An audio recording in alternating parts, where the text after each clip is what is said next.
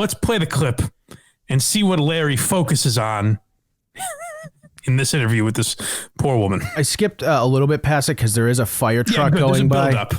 But all you really need to know is this woman's coming home from shopping, and she's standing in her driveway, and then I think she pretty much can take it from here. And then he said, well, it's just around this corner. And so I said, well, okay. And I just turned around the corner and pulled over, and he slammed my head into the steering wheel and pulled out handcuffs. He took my keys out, threw them on the floor, and pulled out handcuffs and handcuffed me and said, I just want a piece of ass. If you be good, you won't get hurt. What do you do with the food? He put it on the floor, I guess. I don't know. What did the rapist that just bashed your face into the steering wheel? You can read the word Chevy on your forehead right now. What did he do with the doggy bag? I think it's the greatest question that's ever been asked. Oh, my God. What happened? Ma'am, not to interrupt you, reliving this traumatic, the worst thing that will ever happen to you in your life. Nothing will compare to that. That is a horrifying story she's telling of a guy smashing her fucking head into the steering wheel, throwing her keys down, and taking advantage of her. But really, what happened to the food? You just went food shopping. Where's that veal? Where did the cabbage end up? And I heard him asked about this, and he goes, well, it's fascinating because, was it thrown down? Did she end up picking the groceries back up? What happened to the food? She stopped talking on a cliffhanger, too. She stopped talking on, I just got handcuffed. And he's like, oh, but, where are those? Pipe down, lady. What I want to know is, what'd you do with those graham crackers? Yeah. We'll get to the rape in a second, but was the food salvaged? Did he break any of your eggs? Because those are terrible. What's great about that clip too is you forget, even if Craig skipped a little ahead, but even if you're listening to the whole setup, the food she does not keep referencing the food. Like she mentioned that she went grocery shopping or whatever, but she doesn't keep saying and I'm gripping on to my honey glazed ham. It's not a crucial point of the story at all, but Larry is fixated on it and says, yeah, listen, sweetheart, we'll get to the forced insertion in a moment, but rape is not funny. Where in God's name is the food? A lot of frozen food went to waste that day. It might have, honestly, now that I'm realizing it might have been a mistake to start with that one, because nothing compares to that.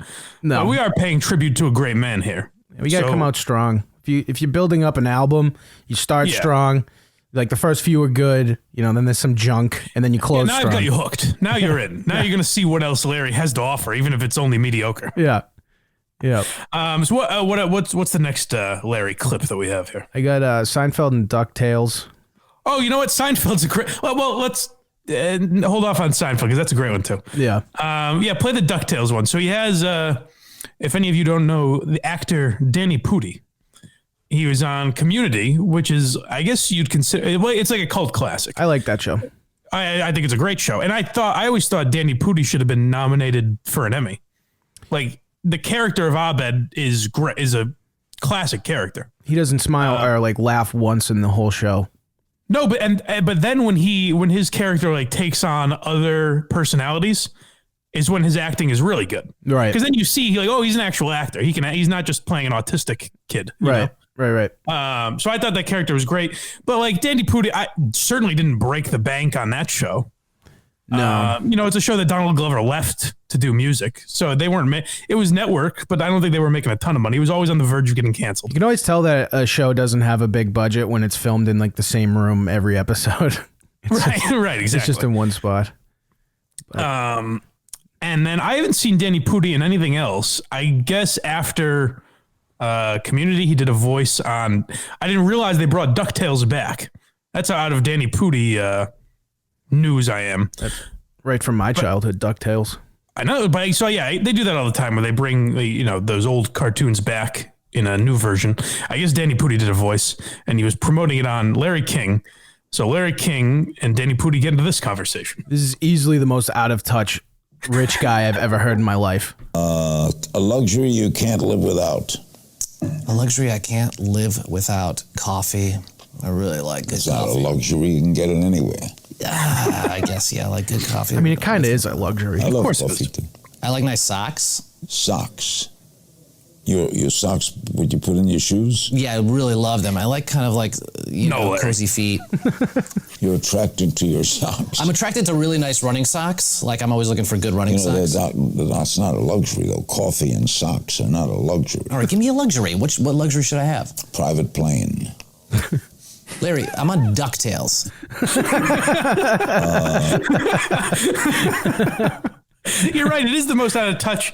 Like, what did Larry mean? Larry was really thinking, like, oh, this guy's obviously going to say, private plane or your own island. Like, what? Those are the options? Yeah, a luxury I can't live without. I voice a cartoon once every 3 episodes, probably.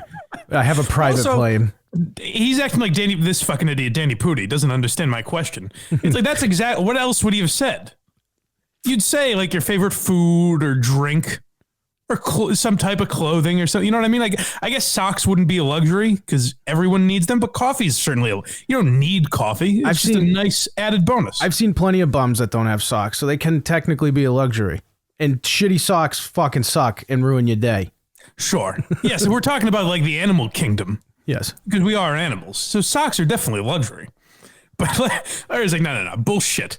I'm talking private planes.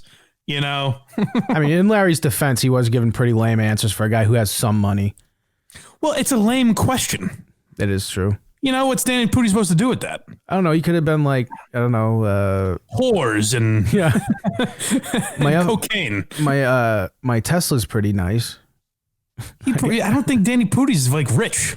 I don't know. Teslas actually aren't that bad price wise. I don't know. I don't I know. think they are though, aren't they? I think they're like 50 grand or something like that. I don't know. I think you're crazy because all the talk is that like Elon Musk keeps throwing out that there's going to be like a $30,000 Tesla in the works. Yeah, I And thought that's a big deal for them. I thought like baseline model Teslas, not ones that are completely souped up and can dance if you push a button, are like 50 grand. But You might be right. So tell us in the comments. Let us know. yeah, the appeal of them though is that you don't have to pay for gas. Oh, I guess I should, before we get to the next Larry clip, I guess I should mention I do a very poor job at this. If this is the free episode, if you're listening to this on Monday, make sure you subscribe to the Patreon, patreon.com/blindmike. Unless you don't really care. If you're like, Jesus, they're talking about Larry King and TV bullshit, it's not for you. You're not going to. He died. He was If pretty this- famous. Listen, if this doesn't sell you, then you're really not going to like the Seventh Heaven deep dive or whatever else we've done. So patreon.com/blindmike if you like this shit. $5 and $10 tiers. There may be, if you want to subscribe to the $10 level, assuming everything goes well on Tuesday, the Louis J. Gomez episode will be the free episode next week. So if you can wait a week, don't worry about it. But if you want to get it a little early, subscribe to that $10 tier. I'm also not going to promise that because Louis J has fooled me once. I was gonna say he's got cross country skiing to do, And you know what? Yeah, fool me twice, Louis. Won't get fooled again. but he did direct the podcast war bullets in a different direction, so it should be Yes. civil and fun. And he said we should get that clip because I can only think of sound clips of people saying they hate me. But we should find the clip of Louis saying I like Blind Mike. It'll just boost my ego. So you know? I listened to that episode, and Yeah. you like sneaky got like a compliment the whole time because they immediately were going to change the other kid's name, not even That's question true. They yours. paid me a lot of respect. Yeah, and they were calling him Gay Blind Mike, so therefore you're like super sick. Yeah. I'm straight Blind Mike. You're real cool. It is the coolest. And the other thing I want to promote is t-shirts and hoodies are available. teespring.com/blindmike. We'll have, if those sell, I think there's actually face masks up there too. If you want to get a Blind Mike Project face mask. But if those t-shirts and hoodies sell, it's just got the one version of the logo on there. The one that my guy Gig made for me. If those sell, we'll put versions with the other logo up and then maybe some more fun, some more wacky items if it seems like people want merch. But listen, if you don't want to spend $40 on a hoodie or whatever, I understand. Don't worry about it. It's a kind of annoying because so it costs. It doesn't cost me anything. It's like print to order. Yep. But our profit is only if you're selling a hoodie for $40, it costs them $30. So it's like if I sell it for any less than 40, what's the point of fucking doing it? And what do you get? I should just make it charity. Just I'll give them away. I'll buy. It costs them $30. They probably take $7 of the profit and give you what, $3 probably per shirt. Yeah. Oh, that I don't. I guess we'll find out. No, I think my profit is $10 a shirt. Oh, there you go. That works. think. And yeah, hey, we'll invest that right back into. Well, actually, I was going to make a joke, but I will use that money to pay Justin and Craig and the great Matt Morrell for helping out. So buy shirts. If that's something you think is worth it, then go buy a shirt so I can throw these goons a few shekels. You're going to get some returns now, I think. I see Instagram burnt shirts. Yeah. You got a team that's bonfires of Blind Mike merchandise. Oh yeah. So back to honoring the grit. Now that that's all out of the way, all the business is taken care of. Oh, and listen to Very Good Show when you're all caught up with this stuff. Yes, listen to Very Good Show. There will be an episode of Very Good Show on the Patreon at some point. Potentially Tuesday if Luis J. Gomez cancels again. Yeah. If you hear me talking to these idiots from Very Good Show, then you know something has gone horribly wrong with the great Luis J. Gomez. We'll be in the foxhole at that time. All right, so let's get back to the great Larry King. Was there anything else other than the Seinfeld clip? I feel like there's another one or two. Cosby. Oh, you know what? You mentioned that one to me. I don't think I've heard this one. I might have when the Cosby shit was going down, but I don't remember it.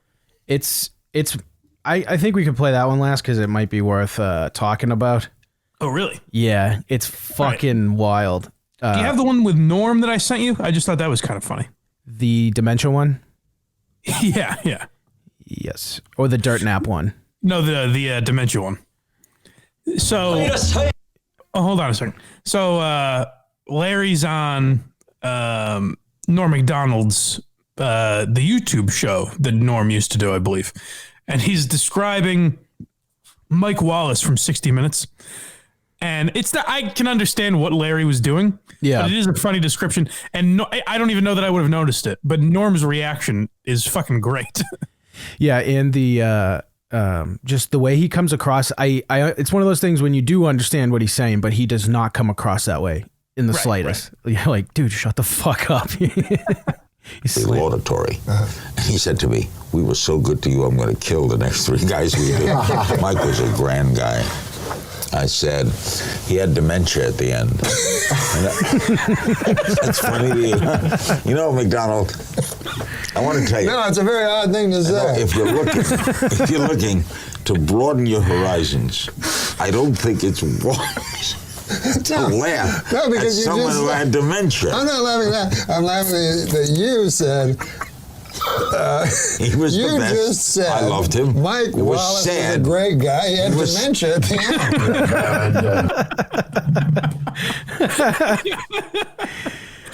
end. It's almost unfair to Larry because it's very funny that Norm even picked up on that. I know. He's the grand guy. He had dementia at the end because it does sound like he's saying like these are the things that make him great. He is one of my all-time favorite comedians. Norm Macdonald. Yep. Oh, easily. I got this sucked. I've never seen him live. I got tickets for Valentine's Day a few years ago to go see him, and me and the wife went. We got a hotel. It was at the I think the Wilbur. We got a hotel across the street. It was the Late Show, and we were joking about how they were going to be fake tickets, and they turned out to be fake tickets. So really, yeah. Where'd you buy them? It was one of those tickets selling. I forget which one exactly. Craig Carton's fucking. Yeah, he fucking got me right before he went to jail. But Jesus Christ. We go in, scan the tickets, and we get that big X, and I went, oh no. we spoke it into existence, and then I just got drunk and watched him doing stand-up instead, right across the street from him doing stand-up. I only ever get I would only go like through their website or maybe like Ticketmaster or something. I don't really trust anything else. Yeah, I haven't had an issue ever with them, and I've used them a ton. So that was why they gave us like a 200% refund and everything. So that was nice of them. But oh, how sweet! Yeah. I was actually at Norm's special taping at the Wilbur. Oh, you were? I think his last Netflix special was at the Wilbur. He's so funny. And I was there. But he is the best. I wish he would just do that again. Like, they took them all down off Netflix. I mean, off YouTube when he got that Netflix show. But that was the greatest. The Norm Macdonald show. Yes. It's the dry. I love dry comedy. Yeah. And he's the best at it. And Adam Egget makes it even better. Adam Eget's very funny. Or his interactions with Adam Eget are very funny. He runs the Comedy Store, right? What's that? He said Eget runs the Comedy Store, right? He's the manager now. They say he like turned it around. That's good because that like they all kind of give him credit for like when Mitzi started to lose her mind. Yeah, and I don't know if it was her kids that took over. Whoever was running it kind of ran it into the ground, and that's when Rogan and Joey Diaz and all those guys left. And they came back when Adam Eget took over and kind of mended those fences, I guess. That's good because that place, he's gonna have his hands full once this pandemic's done because everyone kind of left again.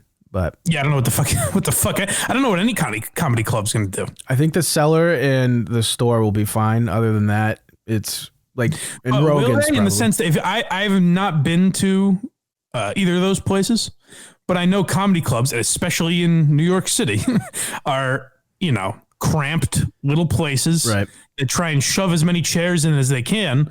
Are we going to get back to that in the next 2 years? I think, well, that's why I said those two specifically, because they're such a tourist attraction. Yeah. That people will still continue going there. Yeah. But especially for the Store, because all their big hitters, not all of them, obviously, but a lot of them left. But like Burr will still be there. I think Segura is actually leaving too. Yeah, he's going to Austin. Oh, is he? So that means Bert probably following will too. Joseph. Bert's gonna go then too. No, I don't think so. Bert's family won't let him leave. That's tough. They've said that. I guess they're keeping whatever studio they record Two Bears, One Cave out of. Yeah, and they'll also have a studio in Austin. So I think they're going to kind of alternate where they do that show from. That's good. Is my understanding. Because they just did a show explaining how they would cry more if one of them died rather than their wives. They did, yeah. So it's like, how can you guys separate? I don't understand. Right, it's tough.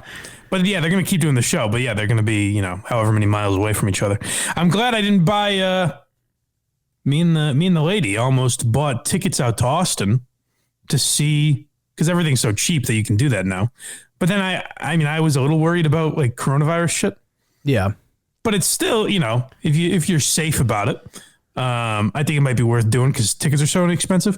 But Rogan and Chappelle are charging. You have to get 4 tickets. And when I say tickets are cheap, I meant the flights. But these are the opposite of cheap. So you have to get a table for 4. Like that's the minimum. You can't just go like you solo or you and a date. Right. You have to buy it. So you have to buy at least 4 tickets. And tickets are $350 a piece. Doesn't that include the COVID test, though? I guess, but I've gotten a free COVID test. Who gives a shit? That's true. I have not. Ooh, well, now $1,400, I'm sold. Yeah. COVID test. Yeah. That's fucking nuts. Well, karma bit them this weekend. Yeah. So Chappelle got coronavirus, for anyone that doesn't know. That's true. And Rogan there's pictures of a bunch of people like all up on each other. So I'm waiting to see we'll see if his vitamin D recommendations pay off. I think they'll be fine. Yeah, I think so. Although Chappelle's a fucking chimney when it comes to smoking. So who knows? I've heard that it actually affects smoking less because the smoke like kills it. That was good. So hopefully he'll be fine. You heard it here first, folks. Pick up some Marlboros today. Yeah, start smoking. Be like Grab me. yourself a Lucky Strike to fight off that COVID. I wish someone would pay me to just do like Lucky Strike ads. Brought to you by. Well, that's what my voice is perfect for. Right? We'll make some once this shit's done. I got the green screen. We'll go with the 1960s office. Look real Mad Men. It'll be nice. All right. So back to rest in peace, Larry King. So what's next? Seinfeld. So Jerry's on Larry King. Larry's still on CNN now, early 2000s. Maybe Maybe more like 06, 07. I forget when exactly this was. This was 07. It was 07. Okay. Because, I knew B Movie came out much later than Seinfeld. But Jerry's out promoting B Movie, which is his foray. Am I saying that word right?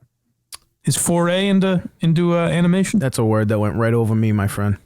I'm sure it's wrong, so. But we'll hear it. Gearheads, let me know.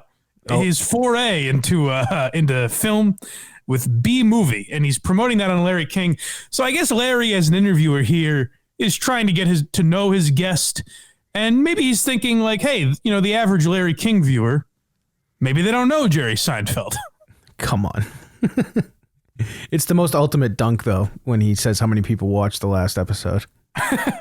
Lasted how long? 9 years, 180 episodes. You gave it up, right? I did. They didn't cancel you. You canceled them. You're not aware of this? No, I'm asking you. You think I got canceled? Are you under the impression that I got canceled? Have I hurt you, Jerry? I thought that was pretty well documented. Is this still CNN? Don't most shows go down a little? Most people do also. But... Yeah, no, I went off the air. I was the number one show on television, Larry. Do you know who I am?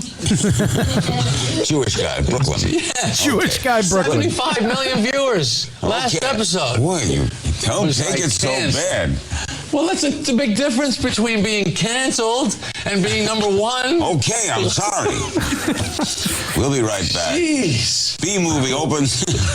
We'll be right back. B Movie opens. A resume in here for me?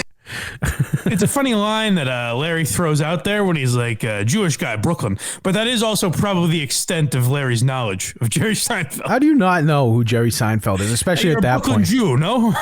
Well, so is he. So they're like kindred spirits. You're right. Yeah, that's what he thought they'd talk about. He's like, I don't know much about this guy. Well, come on, maybe talk Brooklyn. You got the whole world watching you. But what was Temple like when you were 6? Can we relate? I love how offended Jerry is there, though. I know he came out yesterday and said that he was just joking around. There's no fucking chance that's true. Oh, well, I mean, I think, yes, he was joking, but he was definitely annoyed. Yeah. No, like when he says some people do too, that's a real shot. No, like when he's talking and he's like, do you know who I am thing is obviously him joking, but he was pissed off. He was definitely pissed off. Yeah. Why would Jerry feel the need to say that? He was. I've heard nothing but him being like not anymore. I've heard actually good things about him now personally. Like he's a lot better of a person. But back then I heard he was like a huge dickhead. Well, he seemed by all accounts, and I think he would admit to this. He seems like almost a purposeful dick, where like he doesn't want any social interaction, right? But which I get. But that also leads to you coming off as an asshole very often. Like when he refused Kesha's hug. It's a great video. That was just very funny. That was a great video. No, I'm okay. Yeah, I'm all set.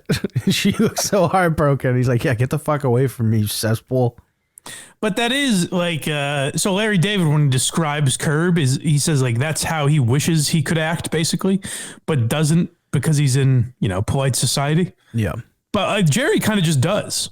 I think Jerry's just, in his mind, and he's right to an extent, he's just rich enough that he can just fucking act how he really wants to act now, which is a freeing feeling. Well, him and Larry are both almost billionaires from a 22-minute sitcom. Yeah. It's fucking crazy.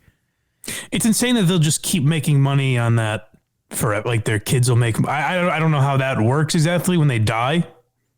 How does that go? I think you leave like your royalties to whoever.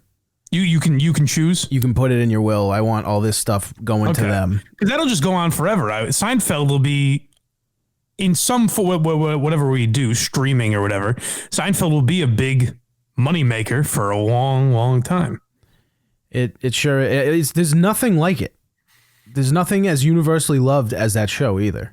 There's nothing that everyone, I think, like our age, got into Seinfeld because every night, if you were a kid that was raised by TV, you were watching Seinfeld at 7 p.m. on TBS. I was just going to say that, 7 p.m. Every fucking night, and you could watch it over and over again. Like, they'd replay the same episodes within weeks of each other, yep. And you just still watch it.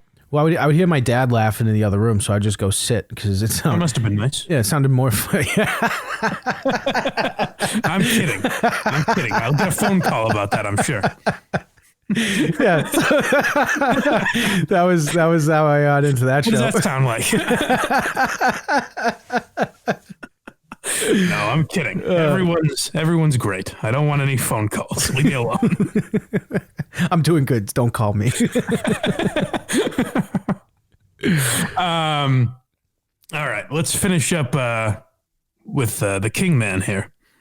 The Cosby. On this day where we honor the great one. Now, this one I have not heard. I gotta let the ad play. Oh, well. This one I have not heard. Is there any setup you need to perform? No, this is just straight This up. speaks for itself. It's insane. Like Larry and the Cos. how no one came up, you know, and when this whole Cosby shit came up, no one fucking brings this up. I feel like some people must have heard it when that shit was going down, but I don't really remember it. I don't remember. Maybe hearing the clip will refresh my memory. Well, this is let's just say Larry really relates with Cosby in this. Oh boy. Spanish Fly was the thing that all boys from age 11 on up to death, we will still be searching for Spanish Fly. That's right. And what was the old story was if you took a little drop, no, it was on the head of a pin. That's right. Finishing his sentences. Coca-Cola, don't matter. It doesn't make it, and the girl would drink it, and she's yours. Hello, America. I have heard that clip. I have heard that. I think that was played when the Cosby shit was going down. But that's a clip where if people went after Larry for that, like so often we hear, you know, people get canceled for saying whatever racist fucking thing. And then they're like, and Billy Bush is the best example. They're like, he laughed. But that's one where Larry's like, yeah, no, I know all about drugging and raping women. I'm with you, Bill. If you watch the video, Larry's got his elbow up on his desk, just like fawning over what he's saying. Like, yeah, I remember the good old days too, my friend. Those were the days, yeah. Bill. Remember when boys could be boys? Wow, what a beautiful world.